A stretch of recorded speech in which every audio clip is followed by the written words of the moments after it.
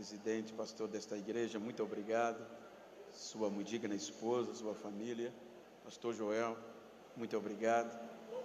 Como também fazendo menção de louvor a Deus pela vida do pastor Renan Lopes, o filho do coração, pastor Igor, que com um grande carinho, pastor Tiago tem me conduzido. Deus recompense-os ricamente. Agradecer a nossa irmã Zete, que por meio dela tenho este prazer de estar entre vós. Queridos, sabedor de que o trabalho termina às 9 e ainda tem 2 mensagens, me permita, com todo carinho, ser bem sucinto, bem objetivo, pois é melhor deixar crédito do que gastar tudo. Dizer-lhe da alegria de rever a Sarinha, porque é filha do coração, Carol, a recíproca é verdadeira, todas as palavras que você expressou aqui.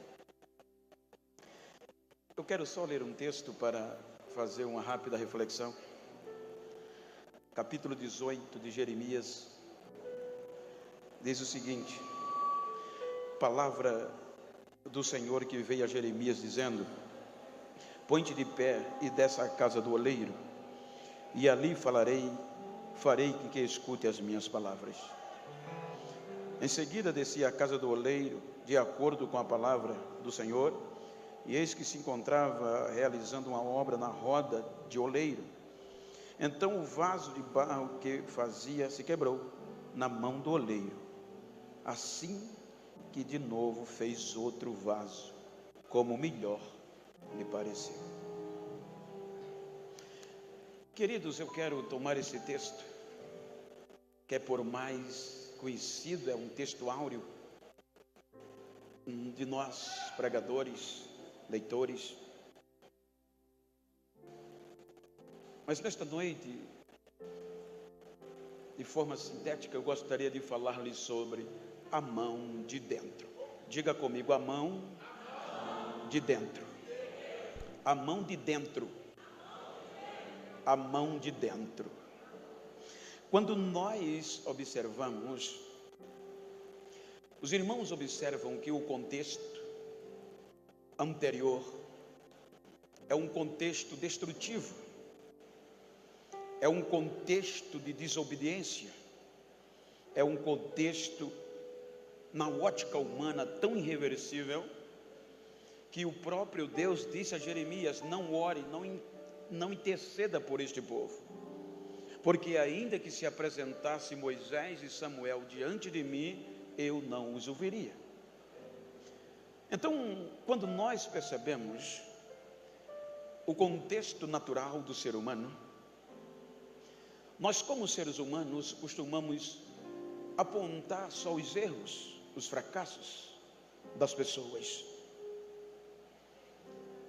Se nós observarmos, Jeremias profetizou no Reino do Sul, e o próprio capítulo 15 diz para quem foi direcionado como povo esta palavra. Então, quando nós observamos a ação de Deus,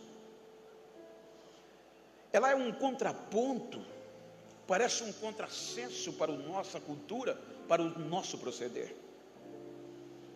Até porque nós valorizamos, nós aplaudimos, nós reconhecemos, reverenciamos as pessoas, valorizamos pelo patamar que elas estão, na importância da beleza, do poder. Mas Deus é diferente. Se nós olharmos a Bíblia, as maiores ações de Deus, ela não se deu nas importâncias das pessoas, mas sobretudo aonde aparentemente não tinha mais jeito, aonde nenhum de nós acreditaríamos mais, aonde tudo parecia perdido. A Bíblia conta a história O livro do Gênesis, capítulo 37. A Bíblia fala de um jovem chamado José, que está no contexto da promessa de Abraão, filhos de Jacó. Deus escolheu 12. E no capítulo 37 a gente vê que um se destaca. Um jovem que a gente aplaude, um jovem digno de louvor, um jovem de um comportamento exemplar, de atitudes prazível, José. Mas se nós observarmos, todos nós gostaríamos das nossas festividades colocar uma temática reverenciando José. Todos nós gostaríamos de ter um crente como José na nossa congregação, na nossa igreja. Qual pastor presidente não separaria um jovem como aquele para o ministério? Mas o capítulo 37 também mostra outro personagem chamado Judá. Veja que o contexto é o mesmo: filhos do mesmo pai, e dentre a mesma promessa. Só que o sonho de José, sintetizando, fez com que Judá tivesse uma ideia de vendê-lo. A ideia partiu de Judá. Veja a diferença de José para Judá. Em todos os 13 anos, ou em toda a sua vida, a Bíblia, salvo engano, não apresenta um tropeço de José. Quando nós vamos para Judá, a Bíblia já apresenta ele errando, no contexto histórico. Ele vendo o seu irmão, dá a ideia. Foi quem projetou: para que vender? Para que vender? Para que matar? Vamos vender. Primeiro erro. Segundo erro, inventa uma mentira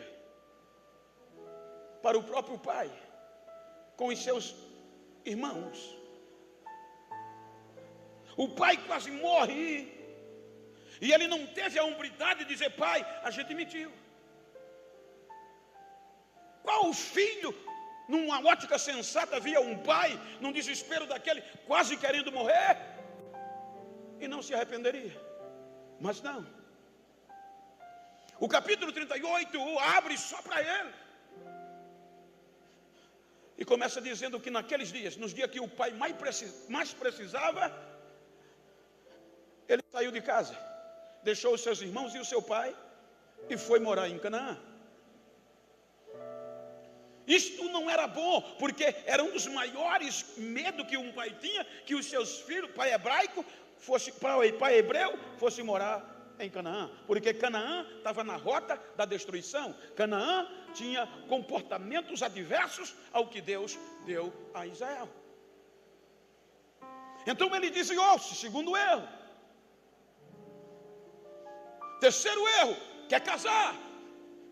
A tradição familiar pedia que ele viesse na casa do pai e escolhesse uma entre os seus parentes. Mas não, ele casa com a cananeia, ferindo mais o coração do pai. Terceiro erro. Os filhos crescem, filho de hebreu, mas criados em Canaã. O filho quer casar. Era obviamente ele voltar na casa do pai e arrumar uma esposa para o filho, como fez Abraão. Mas não.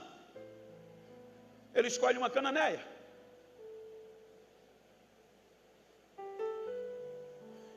A Bíblia diz que ele despreza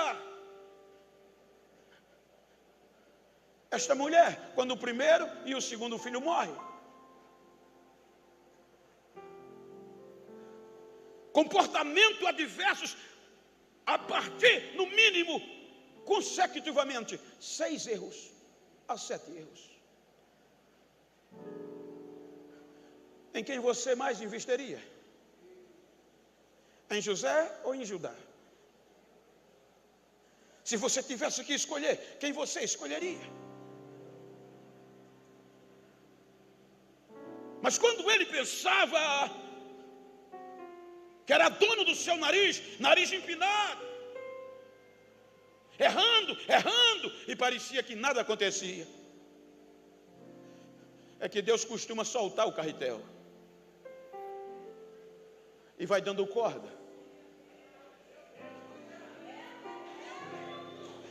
Mas o interessante é que projeto, escolha de Deus não é feito homem. Deus não olha a aparência, não olha a condição. E tem uma hora que o carretel termina a corda e a corda estica. E Deus nunca desiste dos seus projetos. Ou vem de um jeito ou vem de outro, porque o carretel começa a voltar ao contrário.